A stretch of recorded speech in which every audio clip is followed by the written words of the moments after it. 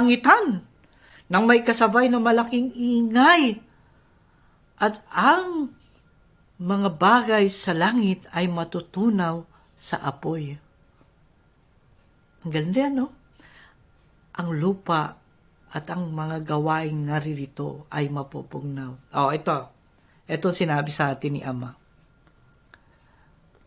November 3, 1973. I am coming. My coming shall be as a thief, hence quietly and unseen. Not like Satan's passing with great noise, for his elements shall melt with fervent heat. Parang sinabi ni Pedro, di ba? I say unto ye, inulit, no one on earth then shall know my coming, but many will smell and feel the fragrance of my blood. And so you living anointed Christian on earth could not precede those who had fallen asleep in death, but you must continue to maintain integrity until your own death. Mamamatay pala naman tayo. Hindi naman talaga parang yung mga naghihintay na talagang yung kamatayan, sarili nating kamatayan talaga ang pinaghahandaan natin. Diba? Pero tuloy natin. Sa panahon ng Deo, ay itinuro sa atin ang lilikha ng malaking ingay tungkol sa second coming ay si Satanas at ang kanyang mga ang kanyang elemento. Excuse. Kaya mag-ingat po tayo. Tayo pinag-iingat kasi pag naniwala ka dyan sa mga nakakatakot na konsepto ng second coming, malamang baka madamay ka. Kaya mag-ingat tayo, hindi lahat ng nangangaral tungkol kay Kristo ay kay Kristo. Baka ilagaw tayo sa totoong Kristo na anak ni Maria. Sapagkat ang pagdating niya ay tulad ng magnanakaw, tahimik at hindi makikita. Meron bang magnanakaw na mag-iingay pa? Kaya sino mang datnan ng ganitong salita, ng mensahe, ay matutupad sa kanya ang pangako ukol dito. Itong pangako, sabi sa libro ni Pedro. Subalit tayo sa kanyang pangako, isang panibagong langit, dito na, at panibagong lupa ang ating hinihintay, adoy mananatili ang kabanalan. Diba? Ang pangako talaga sa atin ay yung pagbabagong anyo ng mukha ng daigdig. Sa mga tuwid ng second coming ay isang biyaya ng pangako, isang gift of promise. Sapagkat ang hinihintay natin doon ay panibagong mukha ng daigdig. Ayaw ba natin magkaroon ng pagbabago itong ating lumang daigdig? Kung magkagayon, ay hangarin natin na tayo idatnan o makarating sa panahon na ito. At nakarating naman tayo, aawa ng Diyos na sa atin naganap. Napupuna ba niyo pagkaraan na maisagawa na ang 40 araw ng pag-aayuno noong taong 1979 ay hindi na ninyo halos nababasa sa mensahe ang tungkol sa paghahayag tungkol sa second coming? Kung meron man, konti-konti pero parang nire-review lang tayo. At kung mapupunahan ninyo ay ang pinapahayag na sa atin sa pamamagitan ng mensahe ay yung kahalagahan ng biyaya ng ayuno, di ba? Yung kahalagahan, yung the importance, at saka yung biyaya ng ayuno, di ba? Ba't kaya? Ngayon ko lang naunawaan, kung bakit mahalaga ang pecha at oras sa mga mensahe. Sapagkat upang malaman natin ang pagkakahanay o pagkakasunod-sunod ng kanyang banal na plano para sa Deo, di ba? Parang pattern, para may sinusunod na plano tayo Sumusunod lang naman tayo sa plano ng Diyos Una, mula 1970 hanggang 1979, ay napuna kong may naisipahiwatig ang Panginoon tungkol sa second coming. Kagaya ng mga sinabi niya ito. Sa wikang English, ito maganda rin to. February 1, 1974. To all, sabi niya, Up to this point, you have considered when the judgment day will come. It is on the way. I, your Lord, call your attention, my apostles, Deo. Set about getting the answer to their question. Judgment day, pinag-usapan na. So, set about getting the answer to the question from the only reliable source, my word that you all had been preaching. You apostles, Deo, must know, ito maganda, must know heaven and earth is now kept in store, reserved unto fire, against the days of judgment and perdition of ungodly men. Ganda. Remember, it will be the first 5,000 years of the new words, and not a 24-hour a day, for one day is with me is 1,000 years. Parang, remember, sabi niya, it will be the first 5,000 years of the new word. Parang yung new word is parang ginagawa pa lamang, di ba? Ito na. I am now warning you all not to be ignorant of this time picture. May sinasabi siyang time picture. All of you who desire to reap its benefits must be in the new word. But how then? Just follow all what my mothers tell you all what to do, for she is what she is now to all.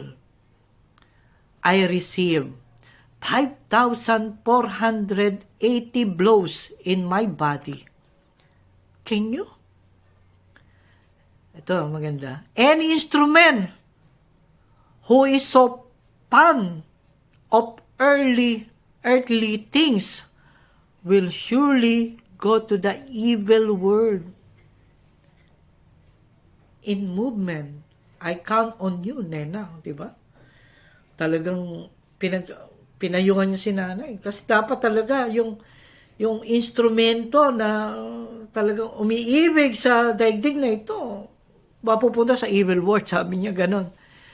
Kaya, ito, okay na yan, ito pa. Pero naintindihan niyo ba yung sinasabing first 5,000 years of the new world? Ibig sabihin, yung second coming is in the making pa, di ba?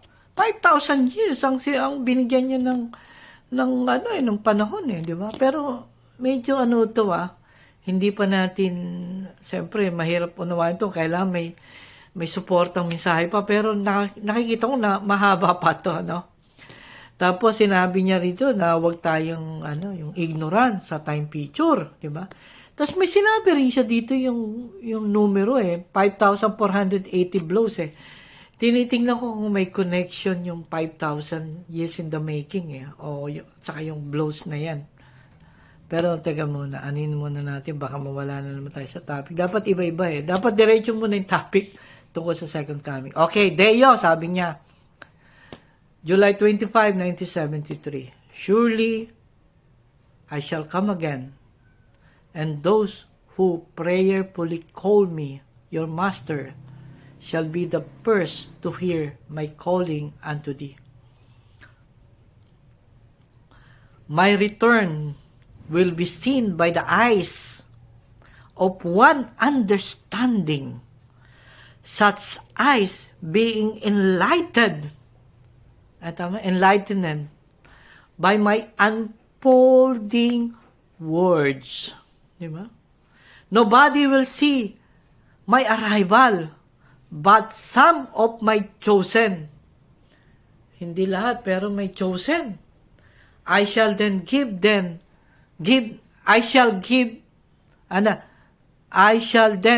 my sign to all. Light that will spread from east, west, and everywhere. 1973, as for now, I I am always present. Only the few can see me, your Lord. Remember, ito na, September 19, 1973. Remember Noah's ark, for I shall hide you all in the same antithetical ark. Be ready at all second, and cast your eyes to the future. Glimpse of my second coming. You will hear and know my coming, for I shall give them my sign. Ito. Watch and feel them move. Ang sign niya, ang sign. Watch and feel them move and talk, for who knows? No one but they, my instrument. Ayun ang isa sa mga palatandaan para makita mo daw yung glimpse of my second coming. Ang sign niya ay yung mga instrumento, but not every one of them. Those who are false shall be the very last one to know and hear. Ganda, no? Okay. Ilan lamang ito sa marami pang mensahe ng paghahayag tungkol sa second coming. Kayang minumungkahi ko ay ang rereading of the messages given to us from the beginning. Tama yung ginagawa, may message study, tuloy-tuloy lang ang basa-basa lang, di ba? Bago ko sa aking post noon sa Series 3 ito bibigay ko muna yung mensahe ng March 1980. March 7, 1980 kasi nandoon na tayo nawawala na ba tayo? 'Di ba yung Judgment Day? 'Di ba andun pa rin tayo sa Judgment Day, ano? Yung kasi iniisip natin one day lang yung Judgment Day, 'di ba? Yung Judgment Day, hindi ito yung inaakala natin. Pero ang alam ko, sinulat ko ito. Kaya, sige. Tutuloy na natin. Tingnan natin kung paano. March, ito tungkol naman sa mga nakapag-ayuno na ng 40 days. Nako, ito na. Yung 13 days, alam mo niya, pahingahan niya, di ba? Yung 40 days, gusto kong ipaunawa sa inyo, dapat kaganapan na yan. Ito na yung una, tinatakan kayo. Itong 40 days, kayo na yung dapat. Diba? Karapat dapat na matulad sa alipin. March 7, 1980, 3:45 ng umaga, ito mensahe ng Panginoon ngayong umaga sa mga nagsisipag-ayuno ng 40 araw. Kayo ay mayroon ng pakikipagkasunduan sa akin na sa kasalanang mortal, kayo hindi na muling masasangkot. Kung magkagayon, ituturing ko na nga kayong kapara ng pagturing ko sa aking alipin. Hindi na kayo tagalupa na napagigitnaan ng tubig at langit. Ayun, naalala niyo yung binasa natin sa libro ni Pedro, sa Book of Peter. Tungkol sa langit at lupa, di ba? Na napagigitnaan ng tubig. Manapay, sabi niya, naitaas na. Wala nang nararapat isipin liban sa pawang makakabuti sa kapwa. Hindi na kayo naiba sa aking alipin.